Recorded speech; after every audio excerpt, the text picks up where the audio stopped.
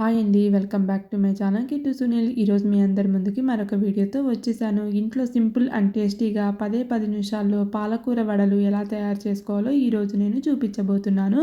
ముందైతే మనకి దీనికోసం పాలకూర అయితే కావాలి. నేను పాలకూరని తీసుకొని శుభ్రంగా కడిగేసుకొని సన్నగా కట్ చేసుకొని ఒక బౌల్లో అయితే ఈ విధంగా పెట్టుకున్నాను. ఒక బౌల్ ఫుల్ పాలకూర అయితే మనకు కావాలి. తర్వాత శనగపిండి, ఉల్లిపాయ ముక్కలు, జీలకర్ర, బియ్యం పిండి అయితే కావాలి. ఇప్పుడు మనం ఇదంతా కలుపుకోవడం కోసం ఒక బౌల్ని తీసుకొని దాంట్లో మనం కట్ చేసి పెట్టుకున్న పాలకూరని ఫస్ట్ యాడ్ చేసుకోవాలి. తర్వాత ఒక టేబుల్ స్పూను జీలకర్రని యాడ్ చేసుకుంటున్నాను. ఒక ఉల్లిపాయని సన్నగా తరుక్కొని అది కూడా ఇక్కడ యాడ్ చేసుకుంటున్నాను.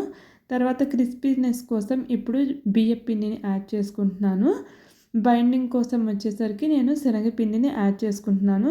ఇప్పుడు దీని మొత్తానికి సరిపడా సాల్ట్ని అయితే ఇక్కడ మనం యాడ్ చేసుకోవాలి. సాల్ట్ అనేది చూసుకొని వేసుకోండి. ఆల్రెడీ పాలకూరలో కూడా సాల్ట్ ఉంటుంది కాబట్టి ఎక్కువ సాల్ట్ అన్నది మనకి అవసరం ఉండదు. లాస్ట్లో కారంని యాడ్ చేశాను. మీరు కావాలనుకుంటే పచ్చిమిరపకాయలని కూడా సన్నగా కట్ చేసుకొని యాడ్ చేసుకోండి. మా పిల్లలకి పచ్చిమిరపకాయలు తగిలితే నచ్చదు, అందుకని యాడ్ చేయలేదు. ఇప్పుడు ఆ పిండి మొత్తం కూడా పాలకూరకి బాగా కలిసేలాగైతే ఈ విధంగా కలుపుకోవాలి. ఆ తర్వాత ఇక్కడ నేను వాటర్ అయితే యాడ్ చేస్తున్నాను. వాటర్ ఎక్కువ పట్టవు, మీరు చూసుకొని జాగ్రత్తగా కన్సిస్టెన్సీని వాటర్ అనేది యాడ్ చేసుకోండి.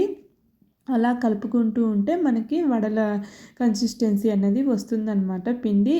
ఒకవేళ మీకు పలచగా అయ్యింది అనిపిస్తే అప్పుడు ఇంకొంచెం పిండిని కూడా యాడ్ చేసుకోవచ్చు. ఇలా మొత్తానికి నేను వడల పిండిని అయితే రెడీ చేసేసుకున్నాను. చూసారు కదా, ఇక్కడ వడల కన్సిస్టెన్సీ అన్నది రెడీ అయిపోయింది. ఈలోగా నేను స్టవ్ మీద ఆయిల్ కూడా రెడీగా పెట్టాను. ఆయిల్ కూడా హీట్ అయిపోయింది. ఇప్పుడు వడలు అన్నవి వేసేసుకోవడమే. ఇలా పిండిని తీసుకొని కొంచెం ప్రెస్ చేసుకొని మధ్యలో హోల్ పెట్టుకొని నేను వడలు అన్నవి వేసుకుంటున్నాను. మీకు మధ్యలో హోల్ పెట్టుకోవడం నచ్చదు అనుకుంటే మామూలుగా కూడా వేసుకోవచ్చు అన్నమాట. కొద్దిగా తీసుకొని చిన్నవిగా అయితే నేను ఇక్కడ హోల్ పెట్టుకొని వడల్లాగా వేసుకుంటున్నాను. కొన్ని వచ్చి మధ్యలో హోల్ పెట్టుకొని వేసుకున్నాను, కొన్నేమో నార్మల్గా ఇక్కడ చూపిస్తున్నట్టుగా వేసుకున్నాను అనమాట. మధ్యలో ఎలాంటి హోలు పెట్టుకోలేదు.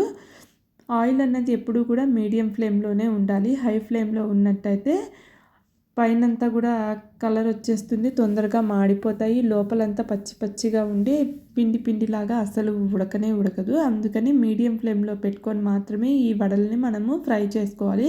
అప్పుడే చక్కగా లోపల వరకు ఉడికి పచ్చిదనం అన్నది లేకుండా ఉంటాయి వడలు అన్నవి. అటు ఇటు తిప్పుకుంటూ రెండు వైపులా కూడా మనము గోల్డెన్ బ్రౌన్ కలర్ వచ్చే వరకు వడలు వేయించుకుంటూ ఉండాలన్నమాట. ఇక్కడ చూసారు కదా, ఇప్పుడు కలర్ కూడా మారింది, గోల్డెన్ బ్రౌన్ కలర్లోకి వచ్చేసింది. ఈ విధంగా మనకి గోల్డెన్ బ్రౌన్ కలర్లో కనుక ఈ వడలు వచ్చేసినట్టయితే మనకి వడలు అన్నవి రెడీ అయిపోయినట్టే. అప్పుడు మనం ప్లేట్లోకి తీసేసుకోవచ్చు.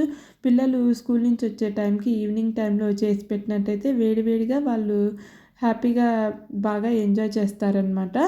చాలా సింపుల్గా 10 నిమిషాల్లో అయిపోతుంది కాబట్టి తప్పకుండా మీరందరూ కూడా ఈ పాలకూర వడల్ని ఇంట్లో ట్రై చేసి ఎలా వచ్చిందో నాకు కామెంట్లో అయితే చెప్పడం మర్చిపోకండి. ఇలా డైరెక్ట్గా అయినా తినేయచ్చు, లేదంటే దాంట్లో కెచప్ లేదా వేరే ఏదైనా చట్నీతో కూడా హ్యాపీగా ఎంజాయ్ చేసేయచ్చు అనమాట. హోప్ మీ అందరికీ ఈ వీడియో నచ్చిందని అనుకుంటున్నాను. నచ్చినట్టయితే తప్పకుండా లైక్ చేసి సబ్స్క్రైబ్ చేయడం అయితే మర్చిపోకండి. మరెన్నో ఇంట్రెస్టింగ్ వీడియోస్ కోసం మన ఛానల్ని ఫాలో అవ్వండి. Stay tune. బాయ్.